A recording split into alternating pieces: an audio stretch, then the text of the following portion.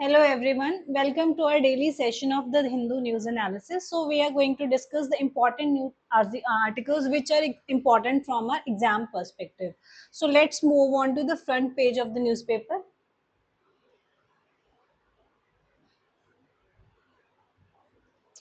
Okay, so this is related to a Supreme Court guideline issued related to the students who are being arrested in the cases related to the protest. तो जो student protest चल रहा था under the leadership of CJP, उसमें कुछ students के क्या है अरेस्ट देखने को मिले हैं। कल भी हमने डिस्कस किया था that CJP was saying that government is what breaking its promise. तो in context of breach of promise क्या है, the CJP could launch fresh protest and now उसी कॉन्टेक्स्ट में Supreme Court is saying that जितने भी आपने miners arrest करे हैं ड्यूरिंग दिस स्टूडेंट प्रोटेस्ट, उनको क्या है इमीडिएटली रिलीज कर दिया जाए, right. And then Supreme Court is also saying that they are thinking of like setting up a independent investigation panel to like look into the matters of police excesses which were being done during this protest। तो police ने जो excessive power use करी है and unrequired lathi charge and violence का use किया है, right. तो उसके ऊपर क्या है, now there is going to be a investigation by the Supreme Court, right? So this is what the news is saying, right? So I hope this is clear. So this is a statement of Chief Justice of India, and he's saying, "Whosoever has committed excess, committed atrocities on innocent people, the law will take care of them. For that, there need to be a completely independent and fair investigation." तो इस चीज को कैसे वो कह रहे हैं कि whatever excesses has been done, whatever atrocities has been committed on innocent people, उसकी अगर आप investigation चाहते हो, तो there need to be an independent and fair investigation, right? Probe is meaningless if no responsibility is fixed. So this is correct. किसी भी investigation का फायदा तभी है when there is some responsibility fixed on someone कि yes, this person was responsible and the required action is taken as per। तो उसी के context में ये news है। So I hope this is clear. So let's move on to the next news article. And then it is talking about the recent ship which is being trapped in Ukrainian port. तो कल भी हमने Ukraine और या south sorry Russia का map discuss किया था, जिसमें we marked important places and we marked what the location of black C, right. And we saw that black sea is also right now the zone of conflict due to what ongoing Russia Ukraine crisis, right। तो ये trade route भी क्या है is under what conflict के under है, right. And इसकी location भी हमने अच्छे से देखी थी, राइट। एंड हमने उस टाइम पे इसके जो यूक्रेन का एक इम्पॉर्टेंट पोर्ट था ओडेसा, जिसके ऊपर क्या थे काफी मिसाइल अटैक्स हुए थे, राइट। तो वो न्यूज में था, उसके बारे में डिस्कस किया था। तो ये पोर्ट का नाम याद रखना है। And today another port is in news, तो आपने उसका नाम भी याद रखना है, चोर्नोमोर्स्क। तो this is also in the Black Sea. तो इस पोर्ट का भी नाम याद रखना है, चोर्नो मॉर्स्क पोर्ट। एंड इसका लोकेशन भी क्या है, is a Black C, right. And Black Sea हमने कल अच्छे से डिस्कस किया था, और एक निमोनिक से ब्लैक सी के सराउंडिंग कंट्रीज भी याद करे थे, दैट कौन कौन सी कंट्रीज हैं जो ब्लैक सी को क्या है सराउंड करती हैं, राइट, सराउंडिंग नेशंस। एंड कौन कौन से हमने कैसे याद किया था, we like did it through a mnemonic that is T burger. And what was this T burger? T was for Turkey, B was for Bulgaria, Ukraine, Russia, Georgia and Romania. तो ये सारे कंट्रीज थे जो surround करते हैं किसको, black सी को। आई hope this is clear, right। Then we also talked that how crossing the Black Sea and this, then there is a strait by the name of Bosphorus Strait, and crossing that Bosphorus Strait, what you can enter into the Mediterranean Sea, right। So this all was discussed, Okay, let's move on to the next news, which is related to the earthquake. तो क्या है, Japan, as you know, is a on the high seismic zone country है, right? Highly seismic zone country है. वहाँ पे क्या है, minor intensity के अर्थक्वेक्स तो ऑलमोस्ट रोज ही आते रहते हैं, और मेजर के भी क्या है, it keep on coming like over the period of months. तो आज क्या है, मैग्नीट्यूड 7.1 का जो अर्थक्वेक है, it has what affected the like Japan. But it is a very sad news कि क्या हुआ है, मेनी पीपल फियर्ड ट्रैप इन अ मॉल आफ्टर जापान क्वैक. तो क्या हुआ है कि एक जो शॉपिंग कॉम्प्लेक्स, एक शॉपिंग मॉल था, उसमें क्या है, वो बिल्डिंग अर्थक्वेक के कारण क्या है, गिर गई है. You can C in the pictures, right? तो वो थोड़ी सी उसमें क्या है, काफी डैमेज हो गया है. एंड उस डैमेज के कारण क्या है, ये माना जा रहा है कि बहुत सारे लोग हैं जो अंदर जो है फंस गए, राइट? सो एटलीस्ट 20-30 तो एम्प्लॉयज ही हैं जिनके साथ कांटेक्ट नहीं किया जा रहा, और बहुत सारे लोग जो वहां पे शॉपिंग के लिए थे, वो भी क्या है, are fear to be what trapped in the mall. तो अभी कैजुअलिटीज कितनी है अभी नहीं पता, but this is a sad news. So let's move on to the next news, and this is a good news from the India's industry sector. तो क्या है, industrial growth hits a 23-month high of 7.3.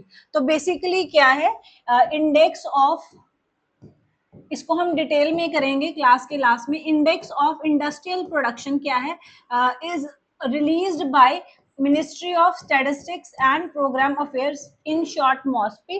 तो क्या है, ये ministry index of industrial production निकाला जाता है, जिससे हमें पता लगता है कि कंट्री की इंडस्ट्रियल सेक्टर कितना ग्रो कर रहा है और किस रेट पे क्या है वो ग्रो कर रहा है. तो इस चीज को स्टडी करने के लिए, और उस इंडस्ट्रियल सेक्टर में भी कौन सी इंडस्ट्री है जो अच्छे से ग्रो कर रही है, कौन सी स्लो है, तो उस पूरे चीजों को क्या है, कैलकुलेट किया जाता है by measuring this index of industrial properties, right? And ये जो इंडस्ट्रियल इंडेक्स की जो रेटिंग आई है, वो 7.3 आई है इस मंथ की. And this is showing that all time high after 23 months, right? तो काफी डिप आप देख सकते हो, इन अक्टूबर 25 के बाद काफी डिप था, देन अगेन थोड़ा सा राइज हुआ, then again the economy was not performing that good, right, due to the ongoing international crisis. लेकिन अब क्या है, फाइनली 7.3 का जो ग्रोथ है देखने को मिला है. But economist at same time are saying that you can expect again a dip, कि फ्यूचर जो मंथ्स हैं, लाइक जुलाई अगस्त में again you can see the dip, because of what, एक तो इंटरनेशनल सिचुएशन अभी भी कोई इतनी क्या है, स्मूथ नहीं हुई है. दूसरी क्या है, इस साल का क्या है, India is experiencing low monsoons. तो उसके कारण भी क्या है, जो एग्रीकल्चरल ग्रोथ कम है, एंड एग्रीकल्चर से जो अलाइड एक्टिविटीज हैं, जो मैन्युफैक्चरिंग सेक्टर में जो रॉ मटेरियल आता है एग्रीकल्चर सेक्टर से, क्या है, उसके कॉन्टेक्स्ट में क्या है, there would be a lesser growth which is being expected. So I hope this is clear. At the last of the class, we are going to in detail discuss about the index of industrial production, that what all is included, and certain changes has been done in the calculation of index of industrial production. तो उसको भी हम discuss करेंगे.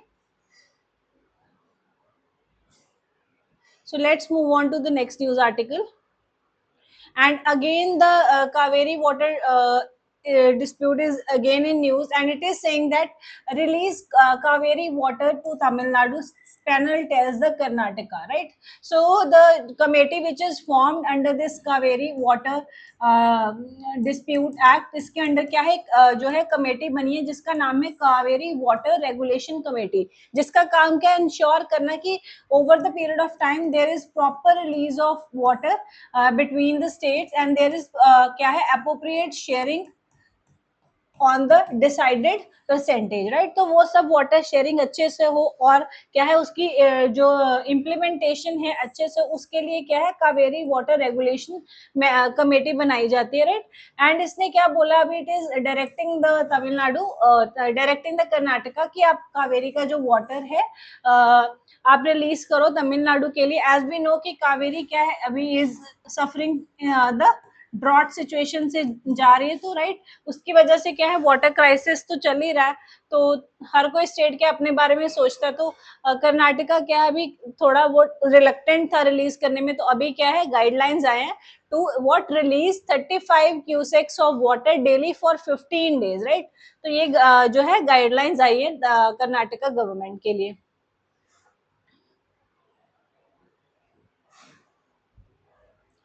Okay, आज भी काफी news हुआ related to the this student protest.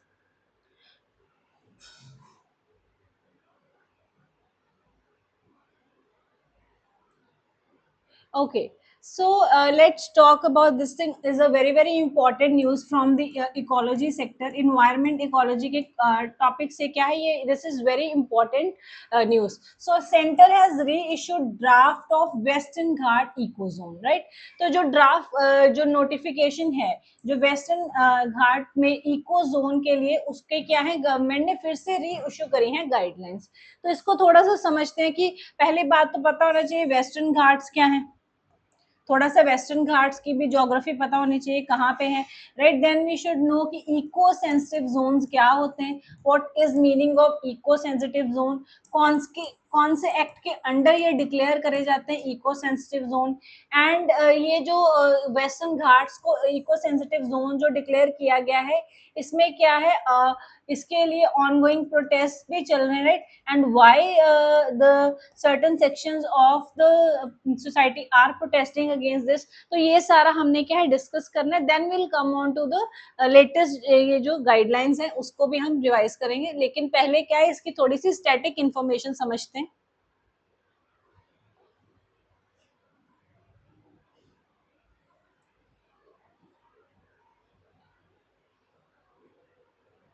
Let's move on to this topic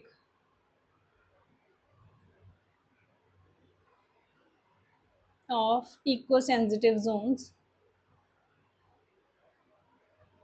this is, अभी हम इसको भी कर लेंगे। Yes, so first of all what are Western Ghats. तो वेस्टर्न घाट्स क्या है, this is basically a mountain range which run parallel to the western coast of India. तो ये क्या है, this is our Indian Ocean, right. And this is what Arabian Sea है,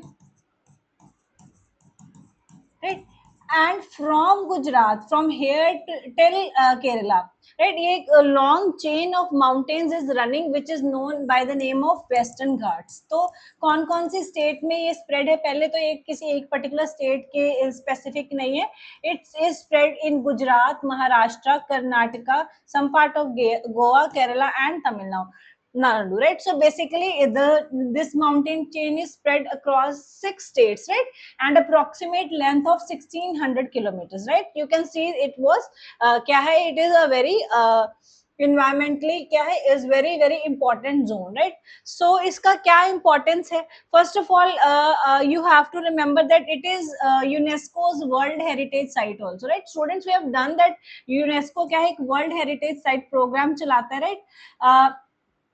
जिसमें क्या है, वो 3 कैटेगरी ऑफ स्टेट्स को वर्ल्ड हेरिटेज साइट में इंक्लूड कर सकता है। वो कल्चरल भी हो सकती है, वो किसी कल्चर के कारण जो हेरिटेज हो सकती है site, it can be on the natural site भी हो सकती है, तो वो इन्वायरमेंटल पॉइंट ऑफ व्यू से हेरिटेज हो सकती है, और वो मिक्स्ड कैटेगरी में भी हो सकती है, राइट। एंड हम याद करो, हमने डिस्कस किया था कि इंडिया में अब कितनी साइट्स हो गई है under the UNESCO world heritage site, 45 sites होगी इंडिया में। एंड लेटेस्ट एडिशन क्या था, थोड़े दिन पहले ही हमने करंट अफेयर में करा, that Sarnath stupa, right, has been added what as the 45th UNESCO World Heritage Site. So let's come back to this thing. तो यूनेस्को वर्ल्ड हेरिटेज साइट भी है ये western Ghats.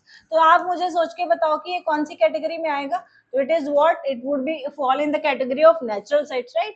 And it is also the one of the world's 8 hottest biodiversity hotspots. तो basically क्या है, world में कितने biodiversity hotspots हैं। So what is biodiversity hotspots? तो बायोडाइवर्सिटी हॉटस्पॉट्स पहली बात वर्ल्ड में कितने हैं? 8। उनमें से एक क्या है? Western Ghat. So you can see the importance कि इसकी कितनी इंपॉर्टेंस है। एंड किस एरिया को हम बोलेंगे बायोडाइवर्सिटी हॉटस्पॉट? जो बायोडाइवर्सिटी के पॉइंट ऑफ व्यू से बहुत रिच हो और वहां पे बहुत सारे ऐसे स्पीशीज प्लांट्स की और एनिमल्स की एग्जिस्ट करें जो कि सिर्फ यहीं पे मिलती हो। ऐसी स्पीशीज को क्या कहते हैं? Endemic species. तो इट रिक्वायर्स की बहुत सारे स्पीशीज अप्रोक्सीमेटली क्या है 1500 के आसपास प्लांट स्पीशीज जो है एंडेमिक हो। ऐसे ही कुछ एनिमल की स्पीशीज भी हैं जो है इस एरिया को पर्टिकुलर एरिया को एंडेमिक जो है स्पेसिफिक हो। सो बहुत सारी एंडेमिक स्पीशीज हो एंड बायोडाइवर्सिटी के पॉइंट ऑफ व्यू से बहुत रिच हो और डाइवर्स हो। दूसरी बात, बट ये जो एरिया है साथ ही साथ में क्या है? It should be under what? Facing environmental crisis. कि यहाँ पे क्या है? ये सारी जो स्पीशीज हैं इनको क्या है? They are what? Needing protection also. तो ऐसे एरिया को क्या बोलेंगे? Biodiversity hotspot. तो क्या दो कंडीशंस होनी चाहिए? एक क्या है? वहां पे बहुत सारी बायोडाइवर्सिटी होनी चाहिए, बहुत सारे ऐसे प्लांट एनिमल्स होने चाहिए जो वहीं पे एग्जिस्ट करते हैं। तो वो क्या बन जाएगा? Biodiversity wise rich. लेकिन अब उसको हॉटस्पॉट क्यों बोलेंगे? क्योंकि वो जो बायोडाइवर्सिटी जिसको हमें प्रिजर्व करना था, बिकॉज ऑफ ह्यूमन इंटरफेरेंस क्या हो रही हो, वो जो बायोडाइवर्सिटी है वहां पे क्या है? इन्वायरमेंटल क्राइसिस फेस कर रही हो और उसको क्या है? कंजर्वेशन की जरूरत हो। तो ऐसे इंपॉर्टेंट 8 साइट्स हैं वर्ल्ड में, राइट? जो है तो बहुत रिच, लेकिन वो जो रिचनेस है over the period of time continue नहीं करेगी, क्योंकि क्या है? बहुत सारा डैमेज हो रहा है, राइट? तो इसीलिए क्या है? उनको हॉटस्पॉट डिक्लेयर कर दिया जाता है so that they need proper attention and वहां पे क्या है? प्रॉपर कंजर्वेशन एफर्ट्स लगाए जाएं। अभी यही कॉन्टेक्स्ट के बेसिस पे आप समझ सकते हो कि वेस्टर्न घाट क्या है? बायोडाइवर्सिटी के पॉइंट ऑफ व्यू से बहुत रिच है, लेकिन वहां पे बहुत सारा डैमेज हो रहा है। इसीलिए गवर्नमेंट को लगा कि उसको प्रोटेक्ट करने के लिए, उसकी बायोडाइवर्सिटी को प्रोटेक्ट करने के लिए क्या करने की जरूरत है? It should be declared eco sensitive zone. Eco sensitive zone मतलब वो इन्वायरमेंट के पॉइंट ऑफ व्यू से, इकोलॉजी के पॉइंट ऑफ व्यू से बहुत सेंसिटिव है और उसको क्या है? प्रोटेक्शन और कंजर्वेशन की जरूरत है।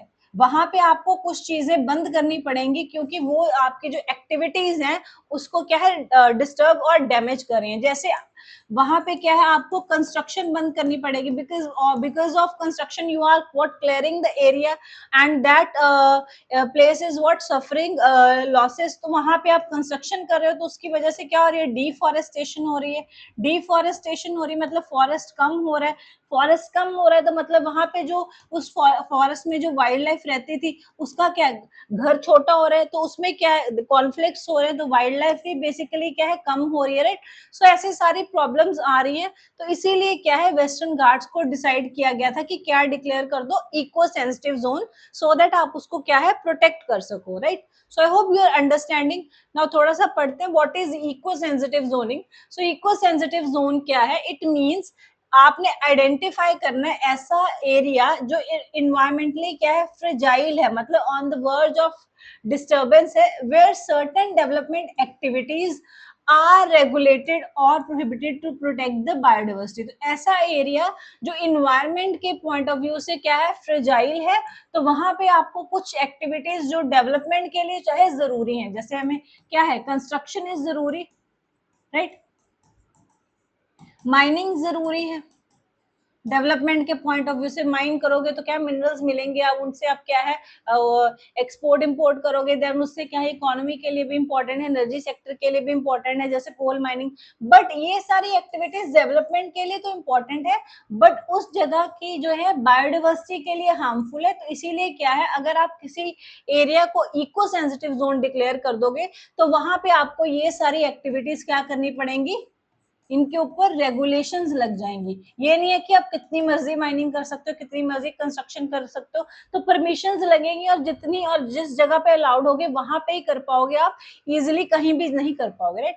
एंड ये जो इको सेंसिटिव जोन किसी एरिया को डिक्लेयर करते हैं, इसका लीगल बेसिस पे है। कहाँ से पावर आती है गवर्नमेंट के पास कि वो किसी एरिया को इको सेंसिटिव जोन डिक्लेयर कर दे? तो that powers basically comes from the environment protection act जो 1986 में पास पास हुआ था. So Environmental Protection Act 1986 is very very important legislation in the field of what environment protection, right? So this act like allows the government, empowers the government to declare an area as eco sensitive zone. So I hope this is clear.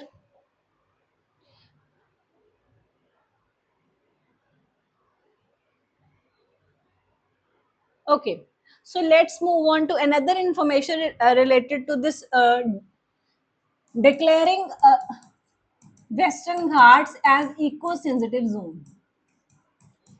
तो Western Ghats को eco sensitive zone declare कर देना चाहिए. ये क्या है, इसको decide करने के लिए क्या, over the period of time government has what set up two committees. The first committee which was set up in 2011, right, and that was under the leadership of Gadgil. तो उसको क्या है, popularly it is known as Gadgil committee, right. And ये जो committee थी, इसकी recommendations क्या थी, बहुत ही स्ट्रिंजेंट थी, इसीलिए ये इम्प्लीमेंट नहीं हो पाई. और जितनी भी बिजनेस लॉबी है, राइट, उन्होंने क्या है इसके ऊपर काफी प्रोटेस्ट किया, क्योंकि इसकी क्या है नॉर्म्स बहुत स्ट्रिंजेंट थी. कैसे स्ट्रिंजेंट थी, कैसे टफ थी implementation, because it was saying that पूरे के पूरे वेस्टर्न घाट को ही क्या है इको सेंसिटिव जोन डिक्लेयर कर दो. तो जहां जहां वेस्टर्न घाट है वहां पे क्या है आपको स्ट्रॉन्ग एक्शंस लेने पड़ेंगे, और वहां पे भी आप जो कंस्ट्रक्शन एक्टिविटीज हैं, लाइक वहां पे जो माइनिंग एक्टिविटीज हैं, ये सब एक्टिविटीज क्या आप नहीं कर पाओगे, राइट. बिकॉज इट्स इसकी अप्रोच क्या थी, इट फोकसिंग ऑन व्हाट, कि conservation should be the prime goal. तो मेन फोकस क्या होना चाहिए हमारा इको सेंसिटिव जोन बनाने के टाइम, कि हमें कंजर्वेशन करनी है, और उस कंजर्वेशन करने के लिए दे सेड कि पूरे के पूरे को ही हमें क्या है इको सेंसिटिव जोन जो है डिक्लेयर करना पड़ेगा. And it completely bind what band the mining in this eco sensitive areas. And it focused on local participation, कि लोगों को क्या है कम्युनिटी पार्टिसिपेशन, इसमें इन्होंने बहुत ज्यादा बात करी. एंड लोगों का व्यू पॉइंट्स भी लिए, right. So community participation was visible in this, right. And was it accepted by the government? No. क्यों नहीं? बिकॉज गवर्नमेंट को भी लगा कि पूरा का पूरा वेस्टर्न घाट ही अगर क्या है हम डिक्लेयर कर देंगे तो स्टेट गवर्नमेंट्स तो इसको इम्प्लीमेंट ही नहीं करेंगी, बिकॉज स्टेट गवर्नमेंट्स भी क्या है, उनको भी क्या है डेवलपमेंट करनी है, कुछ करना है, वो सब तो कंस्ट्रक्शन माइनिंग ये सब एक्टिविटीज तो करनी पड़ती है. तो पूरा का पूरा डिक्लेयर करना was very difficult on the part of government. तो so government came up with new committee in 2013, right. तो ये इम्प्लीमेंट नहीं हुए, सो नॉट इम्प्लीमेंटेड, याद रखना है. एंड ऑन द इस कमेटी की रिपोर्ट के ऊपर क्या है बहुत सारे प्रोटेस्ट हुए. एंड उस प्रोटेस्ट का नतीजा ये हुआ that government come up with the second committee under the chairmanship of Kasturi Rangan, so famously known as Kasturi Rangan committee. And ये थोड़ी सी liberal थी in approach because it tried to balance conservation as well as development. So इन्होंने कहा कि एक middle ground लानी पड़ेगी, development is also important but not at the cost of damage to the environment, right. So it declared that not the whole of Western Ghat but about 37% of the Western Ghat as eco sensitive zone. और वहां पे क्या है इन्होंने mining जैसी activities को क्या है बैन कर दिया, राइट. एंड इसी की जो अभी कमेटी की जो गाइडलाइंस है, इस कमेटी की जो रिपोर्ट्स हैं, उसी रिपोर्ट से इंस्पायर होके क्या है गवर्नमेंट क्या है ड्राफ्ट गाइडलाइंस जो है प्रिपेयर कर रही है, कि क्या क्या आप लाइक जो क्या है बेसिस पे क्या है इको सेंसिटिव जोन डिक्लेयर कर सकते, राइट. तो अभी वही यही न्यूज में है, ये कस्तूरी रंगन कमेटी की जो रिकमेंडेशन थी उसके बेसिस पे जो गवर्नमेंट ने डिसाइड किया है, that thing is in news. तो इसको क्या है उन्होंने क्या है ड्राफ्ट रिलीज किया. Why it is saying draft? क्योंकि अभी फाइनल नहीं है. सो ड्राफ्ट रिलीज किया है and it is open for public objection. So it is in the because democracy है तो लोगों के व्यू भी लेने हैं, राइट. तो what for the public opinion इसको ओपन कर दिया. एंड इफ अल्टीमेटली अगर ये पास हो जाएगा तो क्या क्या चीजें इसके अंडर रेगुलेटेड है, तो हमें याद रखना है. It will prohibit mining, quarrying, sand mining. तो माइनिंग नहीं कर सकते आप, सैंड माइनिंग नहीं कर सकते इको सेंसिटिव जोन में, आप कोई थर्मल पावर प्लांट नया नहीं लगा सकते, कुछ इंडस्ट्रीज नहीं लगा सकते, बहुत बड़ा कोई कंस्ट्रक्शन प्रोजेक्ट नहीं लगा सकते, राइट। तो ये सारी एक्टिविटीज इस रेगुलेशंस में क्या होंगी, regulated होंगी इको सेंसिटिव जोन में, right. And then it is saying that states अब concerns raise कर रहे हैं because they are saying that this would have their impact on agriculture, plantation, infrastructure and development, सब चीजों पे क्या है, it will have a impact, क्योंकि एरिया कम हो जाएगा ना ये सब चीजें करने के लिए। बिकॉज अगर आपने इको सेंसिटिव जोन डिक्लेयर कर दिया तो आप वहां पे कोई भी ऐसी एक्टिविटी नहीं कर सकते, कोई इंफ्रास्ट्रक्चर नहीं लगा सकते, कोई माइनिंग नहीं कर सकते, कोई कंस्ट्रक्शन का बड़ा प्रोजेक्ट नहीं लगा सकते, कोई थर्मल पावर प्लांट नहीं लगा सकते। तो वो क्या है, जो स्टेट है, इट इज व्हाट, थोड़ा सा state is raising concerns, so that is why this is in news. So we'll see कि क्या ये public opinion क्या आता है and क्या ये finally बाद में implement होते हैं over the period of time, we'll see. तो अभी it is in a draft stage only. So let's move on to the editorial page. And the first editorial is talking about the urban nightmare, a fire with no escape. So it is basically talking about the poor urbanization in India and undeveloped nature of cities. कि cities तो बन गए, the author is saying that शहर तो बन गए but कोई development नहीं है, कोई रूल्स नहीं है, कोई रेगुलेशंस नहीं है। ऐसा नहीं कि एग्जिस्ट नहीं कर रहे, रूल रेगुलेशन तो हैं बट वो क्या है, ऑन पेपर है, इनकी कोई इम्प्लीमेंटेशन नहीं है, क्योंकि बीच में क्या आ जाती है, पॉलिटिक्स आ जाती है, बीच में क्या आ जाती है, पावर आ जाती है, बीच में क्या आ जाती है, ब्राइबिंग आ जाती है, करप्शन आ जाती है। तो क्या है, अर्बनाइजेशन तो हुई है लेकिन ये वो अच्छी अर्बनाइजेशन नहीं है। And it is recalling to the incidents of fire related जो इंसिडेंट्स हुए हैं अभी रिसेंटली, क्या उनके बारे में डिस्कस कर रहा है। First of all it is talking about जो लखनऊ में कोचिंग इंस्टीट्यूट में फायर हुई और लाइक ट्रेजेडी हुई और उसमें कितने सारे स्टूडेंट्स की डेथ हो गई, right. Then it is also talking about giving data की क्या है, हर साल इंडिया में अप्रोक्सीमेटली 13 से 15,000 लोगों की डेथ हो रही है ड्यू टू फायर्स। एंड इस साल और भी ज्यादा होने वाली है बिकॉज इस साल तो हीट वेव्स भी हैं, तो बहुत सारे इलेक्ट्रिकल फायर्स भी क्या है, ट्रिगर हो जाएंगे due to this heat waves, तो शॉर्ट सर्किटिंग और वो सब होने वाला है, right. And they are saying that कि इतना सारा कुछ हो रहा है बट इस सब में क्या है, अर्बन जो रेगुलेशंस है फेल हो रहे हैं, और उसका मेन जो रीजन है that is the grid and the mismanagement. And also it is saying that कि that today India possesses technological capabilities। कहते ऐसा तो कुछ है नहीं कि अब टेक्नोलॉजी वाइज देखें हम कितना आगे बढ़ गए हैं। आप सैटेलाइट इमेजनरी से देख सकते हो कि कौन कौन सी जगह पे क्या है इलीगल इंक्रोचमेंट्स हुई हैं, right. You can what map the सारे डिजिटली आप क्या है प्रॉपर्टी को आइडेंटिफाई कर सकते हो जिन्होंने वायलेशंस करे हैं फायर नॉर्म्स के, राइट। या जो भी गवर्नमेंट के रूल रेगुलेशन होते हैं जो बिल्डिंग बनाने के टाइम उसके कंपाइल करने चाहिए, बिल्डिंग नॉर्म्स को कंपाइल जो है कंप्लाई करना चाहिए। तो क्या है वो कंप्लाई नहीं करते, तो कहते हैं यू कैन यूज टेक्नोलॉजी। आप तो इतना इंटरनेट और टेक्नोलॉजी इतने अच्छे लेवल की है कि आप क्या it is very easy to identify. But why then the municipal corporations are not like trying to address these issues कि उनको लाइक ऐसा तो है नहीं कि अब वो कर नहीं सकते, राइट। तो they are saying that the problem is not कि उनके पास सोर्सेज नहीं है या उनके पास टेक्नोलॉजी नहीं है। तो कहते कमी क्या है, कमी नियत में है, नियत नहीं है because difficulty lies somewhere. Political pressure है, वोट बैंक कैलकुलेशन है, बड़े बड़े जो बिजनेस हाउसेस हैं उनकी बिल्डिंग्स में क्या है कोई भी अच्छे से जो अर्बन रेगुलेशंस हैं वो फॉलोड नहीं है, वो सारे नॉर्म्स वायलेटेड है लेकिन एक्शन नहीं ले रहे क्योंकि क्या है उनसे पैसा भी मिलता है, राइट, ब्राइब भी है, करप्शन भी है, right.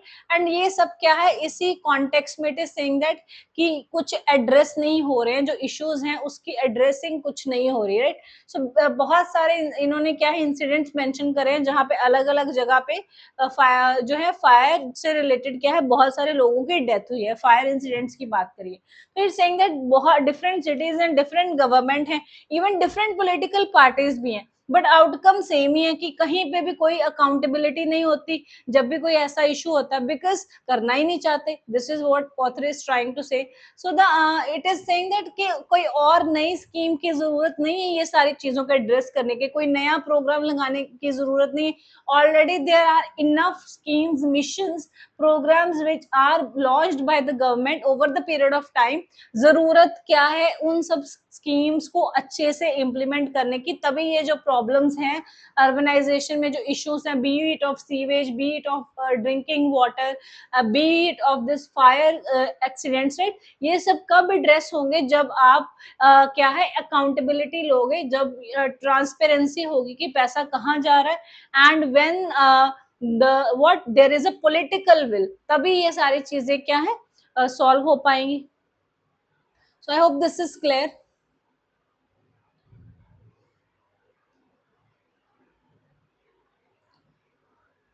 Okay, let's read the next article.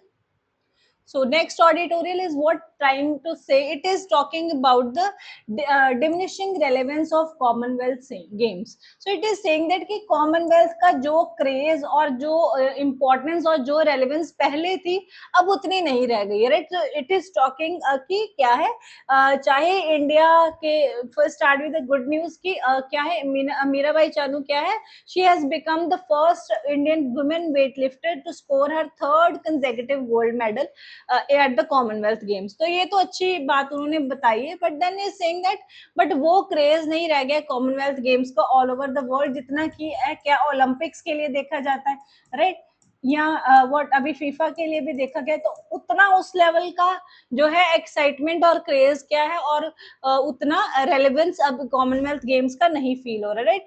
Then the author is giving the example कि इस साल का तो जो ये जो है कॉमनवेल्थ गेम हुआ ही बड़ी मुश्किल से, बिकॉज ओरिजिनली क्या था इस साल के गेम्स किसने होस्ट करने थे, विक्टोरिया ने होस्ट करने थे, right.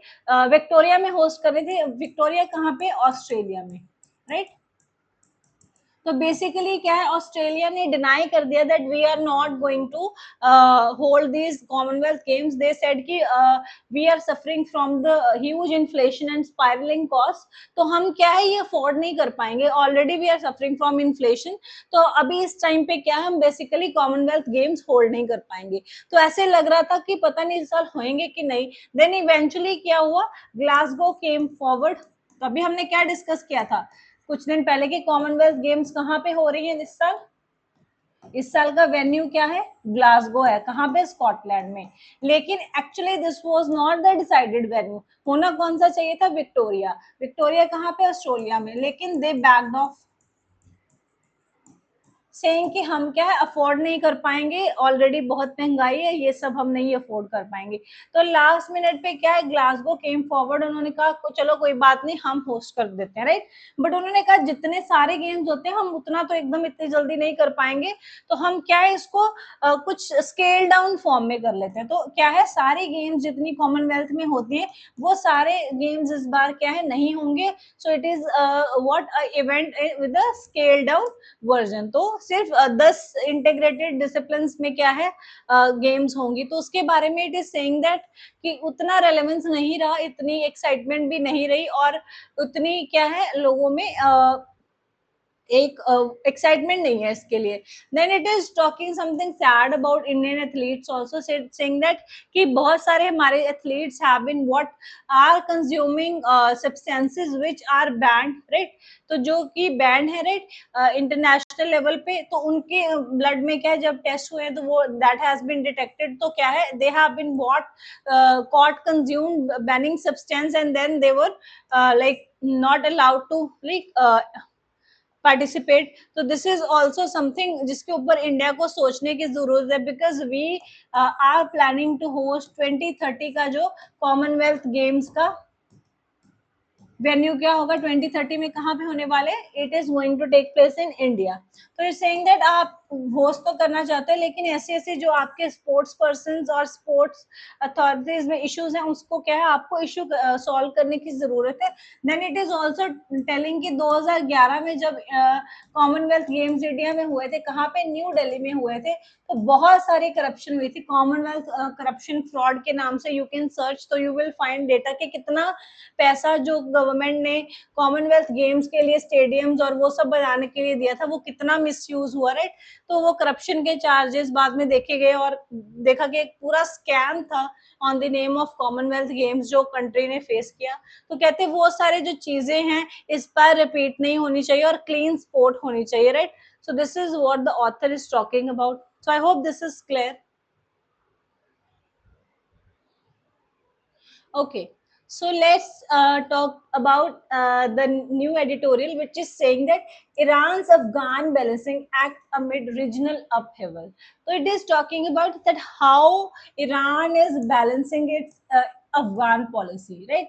So it is saying that कि जब funeral हुई ईरान के supreme leader ayatollah Ali Khomeini की, तो उस टाइम पे क्या देखा गया कि चलो वो सैड मोमेंट तो था, लेकिन कहते उस टाइम पे देखने वाली एक चीज थी कि तालिबान के दोनों जो कंपीटिंग फोर्सेस है वो दोनों ही वहां पे प्रेजेंट थे। तो it is saying that Taliban जो कि अब वहां पे क्या अफगानिस्तान की क्या है गवर्नमेंट है, तो who is running government recently now in Afghanistan, तो तालिबान इज रनिंग। सो तालिबान के जो डेप्यूटी प्राइम मिनिस्टर्स थे मुल्ला अब्दुल घनी बरादर, राइट, और वो और वहां के तालिबान के फॉरेन मिनिस्टर आमिर खान मुत्तकी दोनों आए हुए थे। ये तो तालिबान गवर्नमेंट की तरफ से थे। देन ऑपोजिशन जो है वहां पे कौन है जो इसको फाइट बैक करती रहती, that is known by the name of नदरन alliance. और नदरन अलायंस ग्रुप से क्या है उनके अहमद मसूद के बेटे अहमद शाह मसूद भी क्या है वहां पे आए हुए थे। तो दोनों कंपीटिंग फोर्सेस जिनकी एक दूसरे से क्या है बिल्कुल नहीं बनती है, and there always violently fighting each other, right, to have what control on this Afghanistan. वो दोनों के लीडर्स वहां पे क्या थे सिमिलर टाइम पे जो वहां पे अपीयर हुए। तो this shows the balancing of the Afghan policy by Iran. So this is then in detail it is talking about how and over the period of time Afghan के प्रति जो ईरान की जो पॉलिसी है दैट हैज इवॉल्व। तो यहाँ पे I want to talk little bit about how the Taliban raised to power in Afghanistan and what all happened, right? तो थोड़ा सा उसको समझते हैं। So let's understand about this Taliban issue.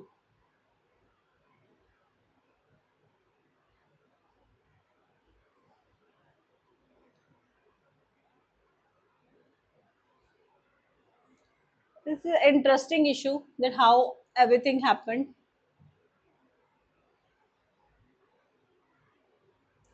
Okay. So it is saying Taliban of Afghanistan. So let's move back to the 1970s, 80s. So 1970s, 80s में basically क्या था? There was a Russian invasion. तब Russia नहीं था, Soviet था, Soviet union था, right. तो Soviet union what like invaded Afghanistan, right, to support the communist government there, right। तो उन्होंने क्या है रशिया का इन्वेजन हुआ कहाँ पे अफगानिस्तान पे, सोवियत यूनियन ने इन्वेड कर लिया अफगानिस्तान को। एंड इसके कॉन्टेक्स्ट में क्या हुआ कि बहुत सारे अफगान रेजिस्टेंट फाइटर्स उठे and they would like fought against this Soviet union की इन्वेजन, एंड उन्होंने सोवियत के अगेंस्ट फाइट किया। एंड ये जो अफगान रेजिस्टेंस फाइटर्स थे लाइक इनको बहुत सारा सपोर्ट आया from the all over the world including United state, Pakistan and Saudi Arabia. तो इन सारे कंट्रीज में आप देख सकते हो ना यूनाइटेड स्टेट क्यों इसके क्या है, वी ऑलवेज नो कि यूनाइटेड स्टेट और वर्सेस रशिया चल रहा था कब, this was Cold War era. Cold War era क्या है 1945 के बाद जब सेकेंड वर्ल्ड वॉर एंड हुई और क्या रियलाइज हुआ that America has become a big power, America has become a big super power. तो एक क्या है फाइट स्टार्ट हो गई बिटवीन अमेरिका एंड उस टाइम का सोवियत यूनियन। कि कौन would lead the nation, right. तो सोवियत यूनियन और यूएसए के बीच में ये क्या है, एक unsaid cold war started, right, जिसमें क्या है वो एक दूसरे को हर जगह पे क्या है अटैक करने की कोशिश कर रहे थे। अब जैसे ही अफगानिस्तान में क्या है रशिया सोवियत यूनियन ने अटैक किया, तो अफगानिस्तान को सपोर्ट करने कौन आ गया, यूनाइटेड स्टेट। तो इसने बहुत सारा उसको सपोर्ट प्रोवाइड किया, लाइक मॉनेटरी और वेपन्स के फॉर्म में, राइट। एंड अल्टीमेटली इसका रिजल्ट क्या हुआ, 1989 में Soviet union finally withdrew from Afghanistan. तो अफगानिस्तान से 1989 में सोवियत यूनियन चला गया, राइट। सो अब क्या हुआ, अब वो चले गए and there is no government. So इसका रिजल्ट क्या हुआ, there was instability in the Afghanistan. And ये जो आर्म्ड ग्रुप उस टाइम पे एक साथ लड़ रहे थे सोवियत यूनियन के अगेंस्ट, तो ऐसे ही होता है, पहले आप क्या एक सिंगल कॉज के लिए एक साथ लड़ते हो, लेकिन जब वो कॉज अचीव हो जाता है तो उसके बाद में ये फाइट स्टार्ट हो जाती है कि now who will lead, right. तो वही प्रॉब्लम यहाँ पे हो गई कि ये जो अफगान रेजिस्टेंस फाइटर्स थे, they started fighting with each other कि कौन लीड करेगा, राइट। सो इसकी वजह से क्या हुआ, this led to a civil war in Afghanistan. So क्या हुआ, डिफरेंट मुजाहिदीन group fought each other, and so there was no stronger central government, lawlessness हो गई, करप्शन हो गई, एंड वायलेंस क्या है became widespread. सो क्या है, this was the period of civil war in Afghanistan. So 1994 तक ये चलता रहा। देन इसके बाद में एक बहुत ही हिस्टोरिक इवेंट होती है जो सारा ही ये अफगानिस्तान का जो है हिस्ट्री चेंज कर देगी, and that is what, that is the birth of Taliban. तो 1994 में अंडर द लीडरशिप ऑफ मुल्ला मोहम्मद उमार, ठीक है। सो मुल्ला मोहम्मद उमार के लीडरशिप के अंडर इन कंधार, कंधार कहाँ पे, अफगानिस्तान में एक सिटी है, राइट, वहां पे क्या है तालिबान का बर्थ होता है, राइट। सो तालिबान बेसिकली क्या थी, this was a grouping of the students from the Islamic religious school. So मदरसा से जो स्टूडेंट्स थे उनकी ग्रुपिंग थी। तो ये बेसिकली क्या थे, बहुत ही यंग स्टूडेंट्स थे, right, who came together to form a group of as Taliban, right? And इनका एजेंडा क्या था, they said we will what end the corruption in ongoing in the country and we will restore this peace by ending the civil war. And इन्होंने कहा when we will form government we will what enforce strict Islamic law. तो they said कि हम क्या शरिया के according government चलाएंगे and शरीयत के अकॉर्डिंग ही क्या हम चलेंगे, right. So this was the rise of what and the birth of Taliban in 1994, right. And then eventually क्या है, तालिबान ने कैप्चर कर लिया काबुल को। Kabul is what the capital city of Afghanistan. So eventually जब आप कैपिटल को तालिबान ने 1996 में कैप्चर कर लिया, so this started the rule of Taliban. So यहाँ पे क्या है, तालिबान का रूल स्टार्ट हो गया। This is the first time Taliban has what establish its rule in Afghanistan, and they establish what they said now we have establish what Islamic emirate of Afghanistan, right. And उन्होंने बहुत ही strict क्या है पॉलिसीज ली। पहली बात, जैसे women के एंटी तो बहुत पॉलिसीज दी, गर्ल्स को क्या स्कूल जाने पे बैन लगा दिया, किसी भी जॉब पे वुमेन को बैन लगा दिया, स्ट्रिक्ट ड्रेस कोड था कि आप सिर्फ बुर्का ही पहनोगे, घर से बाहर अकेले नहीं निकलोगे, जब भी आप निकलोगे आपके साथ कोई मेल मेंबर होगा, राइट। बहुत सारी चाइल्ड मैरिजेस को क्या है पुश करने लग पड़े, एंड जितने भी सोर्स ऑफ एंटरटेनमेंट से जैसे म्यूजिक, टेलीविजन, ये सब पे बैन लगा दिया। दूसरी बात, किसी कोई गा नहीं सकता, राइट, विमेन गा नहीं सकती, डांस नहीं कर सकती, ये सारी क्या है रिस्ट्रिक्शंस लगा दी। और अगर कोई इसको फॉलो नहीं करता था तो उनको क्या है पब्लिक पनिशमेंट दी जाती थी। तो चौक पे खड़े होकर उनको गोली मार देते थे या बहुत ही हार्श तरीके से सर काट देते थे। तो उससे क्या है लोगों के बीच में एक फेयर का माहौल जो है पैदा हो गया during this period. So they basically what ruled from 1996 to 2001। अब ऐसा भी नहीं है कि सारा का सारा ही अफगानिस्तान उनके अंडर आ गया था। The certain sections of Afghanistan, basically the नदरन part of Afghanistan, ये एक ग्रुप के अंडर था जो इसके अगेंस्ट फाइट कर रहे थे, एंड उस अलायंस का नाम क्या था, नदरन अलायंस। सो अभी हमने नदरन अलायंस की बात करी थी ना, so it becomes Taliban versus नदरन alliance. And Taliban के फाउंडर कौन थे, मौला मोहम्मद उमार, एंड ये नदरन अलायंस के फाउंडर्स कौन थे? दे सेड कि हमारा गोल क्या है? To save the country from Taliban and to what end this Taliban rule. So ये anti Talibani organization थी under the what? Under the leadership of Ahmad what was his name? Ahmad Shah Massoud. Ahmad Shah Massoud के under leadership के under क्या है ये नदरन alliance क्या है form हुआ. सो नदरन अलायंस जिसका ऑफिशियल नेम क्या था? United Islamic front of salvation of Afghanistan was a anti तालिबानी ग्रुप जिसके लीडर कौन थे? जिनके लीडर थे अहमद शाह मसूद, जिनको पॉपुलरली क्या कहा जाता था? लाइन ऑफ पंजशीर, पंजशीर के शेर बोला जाता था उनको, right. So they and Panjshir valley में ही बेसिकली ये इनका स्ट्रॉन्ग होल्ड था जो कि नॉर्थ ऑफ अफगानिस्तान में है. एंड ये were fighting back what the Taliban, right. And ultimately क्या है एक इम्पॉर्टेंट इवेंट हो जाता है जिसकी वजह से क्या है नदरन अलायंस की जो है एक्टिविटीज है वो बहुत ही वीक हो जाती है. क्यों? क्योंकि 2001 में जो है मूवमेंट के लीडर अहमद शाह मसूद जो कि नदरन अलायंस के हेड थे, राइट, इनकी डेथ हो जाती है. और इनकी डेथ कैसे हो जाती है? बेसिकली अलकायदा के जो ऑपरेटिव्स हैं जो ओसामा बिन लादेन की टेररिस्ट ऑर्गेनाइजेशन थी जिसके अल कायदा के हेड कौन थे? Osama bin Laden, right.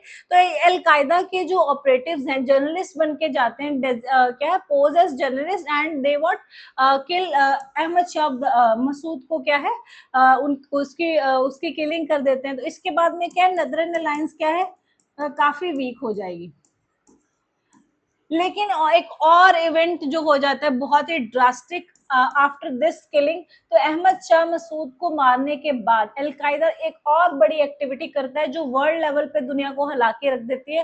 And वो क्या है 9/11 का अटैक, राइट. सो ये 9/11 का अटैक वो यूनाइटेड स्टेट्स में क्या है यूनाइटेड स्टेट के ट्विन टावर्स को क्या है टारगेट करते हैं, राइट. और क्या है फ्लाइट्स एयरप्लेन्स क्या है उनके बीच में मार देते हैं. पूरी की पूरी के बिल्डिंग्स क्या है जल जाती हैं, बर्न हो जाती है. पेंटागन पे अटैक करते. तो दिस वाज समथिंग जो वर्ल्ड को हिला के रख देता है. और यूनाइटेड नेशन में भी क्या है इतना बड़ा कभी कोई टेररिस्ट अटैक नहीं हुआ होता.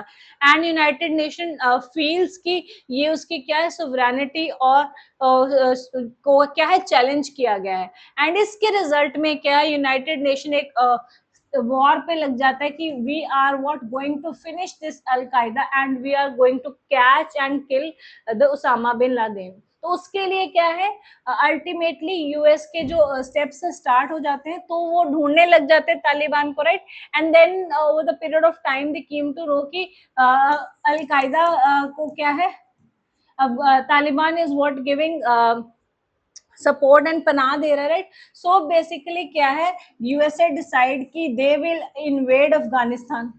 तो अफगानिस्तान पे क्योंकि जब तक वो तालिबान से डिमांड करते हैं कि उसामा बिन लादेन को हमें दे दो तो तालिबान रिफ्यूज कर देता है. तो उसके कॉन्टेक्स्ट में यूएसए क्या डिसाइड करता है कि अगर आप नहीं दोगे तो आपको भी यहाँ पे नहीं रहने देंगे. You will what we will what take over and we will invade Afghanistan. And वही होता है over the period of time USA क्या है through its military and through the support of north alliance. अब नॉर्थ अलायंस क्यों support करेगी? क्योंकि वो भी तो बेसिकली चाहते हैं ना तालिबान चले जाए. तो ऑब्वियसली अगर कोई तालिबान को मारने के लिए आ रहा है खत्म करने के लिए आ रहा है तो वो उसको सपोर्ट करेंगे. तो देन यूएसए और ये नदरन अलायंस मिलके क्या है like launch attack on Taliban, right. And ultimately क्या है there comes a era जहाँ पे क्या है Taliban rules and for like 21 years what a new government is for under the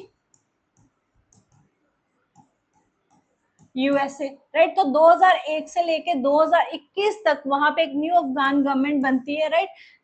किसके सपोर्ट से? With the support of USA. And continuously there continues a fight between Taliban and USA. तो continuous fight चलता रहता है. एंड अल्टीमेटली इतने साल 20 साल की जो है यहाँ पे इन्वॉल्वमेंट के बाद वहां पे क्या और यूएसए में भी क्या है कंट्री वाइड प्रोटेस्ट है क्योंकि बहुत सारे जो उनके यूएसए के सोल्जर्स थे उनकी क्या है यहाँ इस फाइट में डेथ हो गई, तो कंट्री से भी उनको इनसाइड कंट्री बहुत प्रेशर था to end this operation. And दूसरी बात, जिस पर्पस के लिए भी ये ऑपरेशन था कि उसामा बिन लादेन को पकड़ना, तो उसामा बिन लादेन भी क्या है पाकिस्तान के अबोटाबाद से पकड़ा जाता है, तो वहां से उसको वो मार देते हैं। और अल्टीमेटली दे रियलाइज कि अब now the time has come to end this जो सेटअप जो हमने एग्जिस्ट किया है। सो अल्टीमेटली क्या है 2021 में जो है यूएसए सब छोड़ छाड़ के क्या है वापस चले जाता है। सो व्हाट हैपेंस, जब यूएसए से चला जाता है तो अल्टीमेटली क्या है तालिबान फिर से पावर में आ जाता है। सो फिर से अब क्या है we are seeing what as the US troops withdrew, Taliban captured most of Afghanistan and ultimately they what captured Kabul also and returned to power. तो फिर से क्या है अब तालिबान का rule has started, right. And इसके अगेंस्ट फिर से क्या है नॉर्थ अलायंस इज प्रोटेस्टिंग। लेकिन अब क्या है अहमद शाह मसूद की तो डेथ हो गई, तो now this northern alliance is what it is being led by his son Ahmad Massoud, right. तो वो इसको लीड करें and continuously this resistance is going on. Northern alliance is fighting Taliban, but अभी क्या है Taliban has what formed government and कुछ countries ने इसको as a formal government recognize भी कर लिया है। आपने मुझे कमेंट सेक्शन में बताना है कि क्या इंडिया ने तालिबान को as the formal government recognize किया है कि नहीं, आपने मुझे कमेंट सेक्शन में बताना है इसका answer.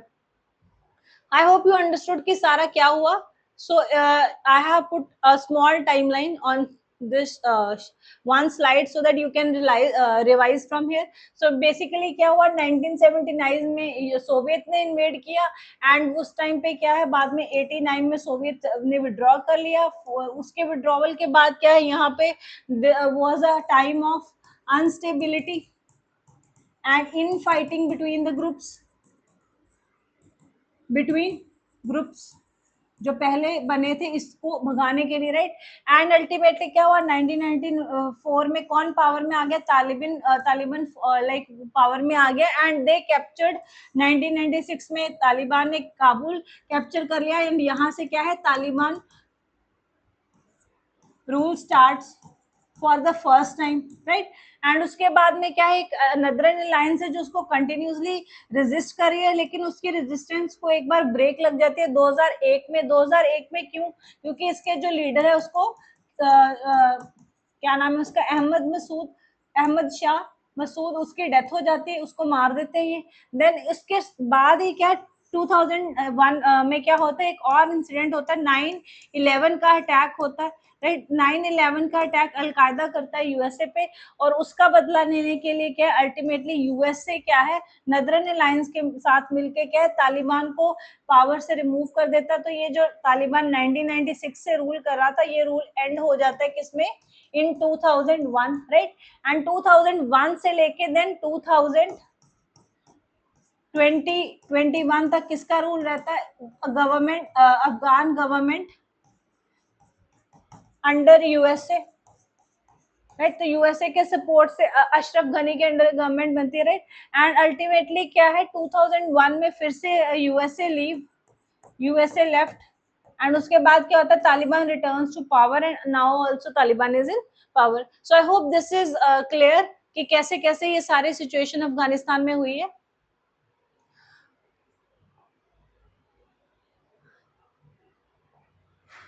So that is what the author is saying that दो इतनी कंपीटिंग पावर्स जो हमेशा एक दूसरे के साथ लड़ती रहती है उनको एक साथ बुला लिया ईरान ने, तो it shows the Afghan policy की जो बैलेंसिंग ईरान के द्वारा की जाती है उसकी जो है बात करी है ऑथर ने, right. So I hope this is clear. So student, this was all the important news articles from today's newspaper. If you have any doubt, feel free to ask in the comment section and let's meet in the evening for the quiz session. Thank you so much.